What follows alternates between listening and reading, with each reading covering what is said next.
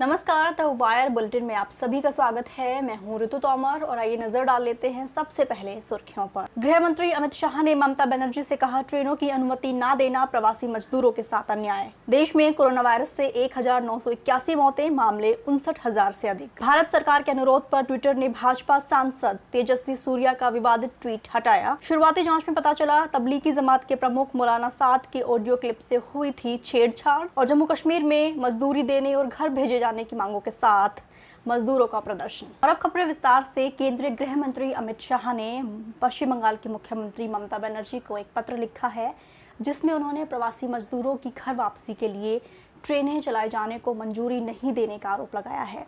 अमित शाह ने लिखा है कि पश्चिम बंगाल सरकार केंद्र के साथ मिलकर काम नहीं कर रही है और एक तरीके से मजदूरों की घर वापसी के लिए ट्रेनें चलाए जाने को मंजूरी नहीं देना पश्चिम बंगाल के प्रवासी मजदूरों के साथ अन्याय है, जिससे भविष्य में उनकी मुसीबतें और बढ़ेंगी। इसके साथ ही इस पत्र में अमित शाह लिखते हैं कि लॉकडाउन के दौरान केंद्र सरकार अब तक 2 लाख से ज़्यादा प्रवासी मजदूरों को उनके घर तक पहुंचाने में सफल रही है। वहीं पर अब तृणमूल कांग्रेस ने अमित शाह के इस पत्र को लेकर एक तरीके से पलटवार किया है और अमित शाह से कहा है कि या तो वो अपने इन झूठे आरोपों को साबित करें या फिर माफ़ी मांग लें। तृणमूल कांग्रेस के नेता अभिषेक बनर्जी ने ट्वीट कर कहा है कि गृह मंत्री जो है वो झूठ के पुलिंदों से जनता को गुमराह कर रहे हैं और विडंबना ये है कि वो उन लोगों की बातें कर रहे हैं जिन्हें उन्होंने खुद भगवान के भरोसे छोड़ दिया है। यानी या तो अमित शाह जो है अपने झूठे आरोपों को साबित करे या फिर सार्वजनिक तौर पर माफ़ी मांगे।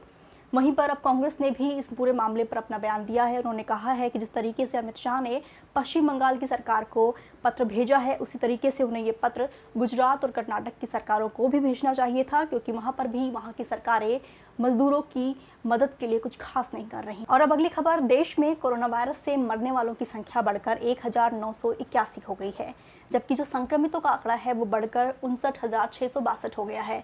बीते 24 घंटों में देश में कोरोना वायरस से 95 मौतें हुई हैं, जबकि 3,320 नए मामले सामने आए हैं। महाराष्ट्र जो है वो अभी भी देश में सर्वाधिक संक्रमित राज्य बना हुआ है और अभी तक महाराष्ट्र में कोरोना के 19,000 से ज़्यादा मामले सामने आए हैं। गुजरात में 7,402 मामले सामने आए हैं, दिल्ली में 6,318, तमिलनाडु में 6,009, राजस्थान में 3,579 और मध्य प्रदेश में कोरोना वायरस के 3,341 मामले जो हैं वो अब तक सामने आ चुके हैं। अब अगर दुनिया भर की बात करें तो दुनिया भर में कोरोना वायरस से 2,75,000 से ज़्यादा मौतें हो चुकी है, जबकि संक्रमितों का जो आंकड़ा है दुनिया भर में वो 39 लाख को पार कर गया है। जॉन हॉपकिंस यूनिवर्सिटी के ताज़ा आंकड़ों के मुताबिक अमेरिका जो है वो अभी भी दुनिया में सर्वाधिक संक्रमित देश बना हुआ है और अकेले अमेरिका में ही दुनिया भर में सबसे ज़्यादा मौतें हुई हैं। वहाँ पर 77,000 से ज़्यादा लोग जो हैं वो कोरोना वायरस की वजह से दम तोड़ चुके हैं, जबकि वहाँ पर संक्रमितों का जो आंकड़ा है वो 12 लाख से ज़्यादा बताया जा रहा है। अब आते हैं ब्रिटेन पर। ब्रिटेन ने एक तरीके से इटली को पीछे छोड़ दिया है और अब अमेरिका के बाद सबसे ज़्यादा जो मौतें हुई हैं कोरोना वायरस को लेकर वो ब्रिटेन में हुई हैं। ब्रिटेन में कोरोना वायरस से 31,000 से ज़्यादा लोग जो हैं वो दम तोड़ चुके हैं, जबकि वहाँ पर संक्रमितों का जो आंकड़ा है वो 2 लाख से ज़्यादा बताया जा रहा है। इसके बाद इटली में कोरोना वायरस से 30,000 से ज़्यादा मौतें हुई हैं। स्पेन में ये संख्या 26,229 है।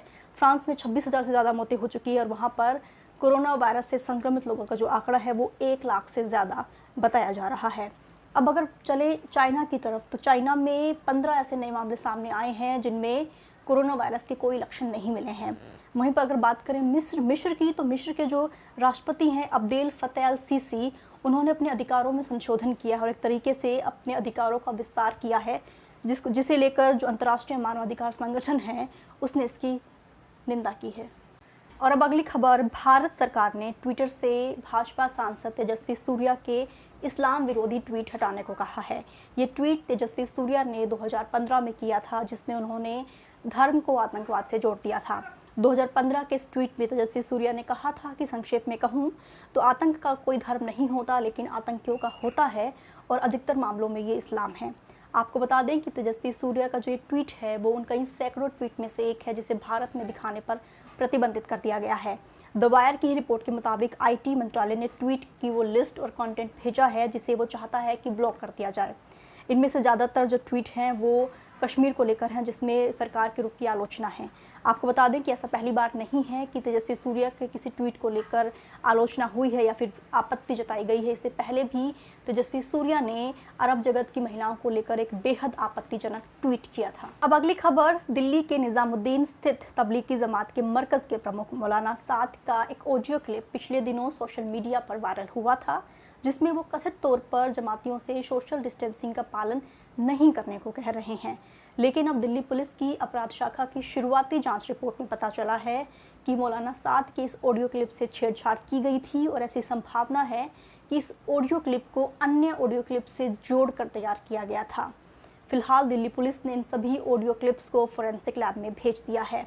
आपको बता दें कि मौलाना साद और 6 अन्य लोगों पर पहले ही पुलिस जो है वो गैर इरादतन हत्या का मामला दर्ज कर चुकी है और उनके खिलाफ जो मामला दर्ज किया है वो दरअसल हजरत निजामुद्दीन की SHO की शिकायत के आधार पर दर्ज किया गया है, जिसमें उन्होंने आरोप लगाया है कि मौलाना साद ने कथित तौर पर 21 मार्च को व्हाट्सएप पर एक ऑडियो क्लिप सर्कुलेट किया, जिसमें वो कथित तौर पर जमातियों से लॉकडाउन और सोशल डिस्टेंसिंग के नियमों का पालन नहीं करने को कह रहे हैं।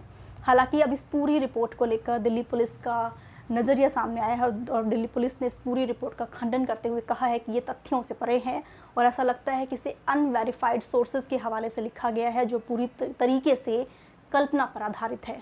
और अब बुलेटिन की आखिरी खबर, जम्मू कश्मीर के कठुआ जिले में चिनाब टेक्सटाइल मिल के कर्मचारियों ने पूरा वेतन दिए जाने की मांग को लेकर प्रदर्शन किया, जो हिंसक हो गया और जिसमें कई पुलिसकर्मी और प्रदर्शनकारी घायल हो गए। पुलिस ने इस पूरे मामले में 2 दर्जन से ज़्यादा लोगों को हिरासत में लिया है। पुलिस का कहना है कि शुक्रवार को पूरा वेतन दिए जाने की मांग को लेकर ये जो कर्मचारी थे ये मिल के बाहर इकट्ठा हुए और देखते ही देखते ये पूरा जो प्रदर्शन है वो हिंसक हो गया। इसके साथ ही तोड़फोड़ की गई। वहीं पर इसी तरह का जो प्रदर्शन है वो कर्नाटक के मैंगलुरु में भी देखने को मिला, जहां पर 700 से ज़्यादा प्रदर्शनकारियों ने घर भेजे जाने की मांग को लेकर प्रदर्शन किया। आज बुलेटिन में सिर्फ इतना ही। देश दुनिया की तमाम खबरों के लिए आप द वायर की हिंदी, अंग्रेजी, उर्दू और मराठी वेबसाइट से जुड़े रहें। तब तक के लिए शुक्रिया, नमस्कार। द वायर के और वीडियोस देखने के लिए सब्सक्राइब करें और बेल आइकन पर क्लिक करें। स्वतंत्र पत्रकारिता की आर्थिक मदद करने के लिए डिस्क्रिप्शन में दिए गए लिंक पर जाएं और अपनी राशि चुनें।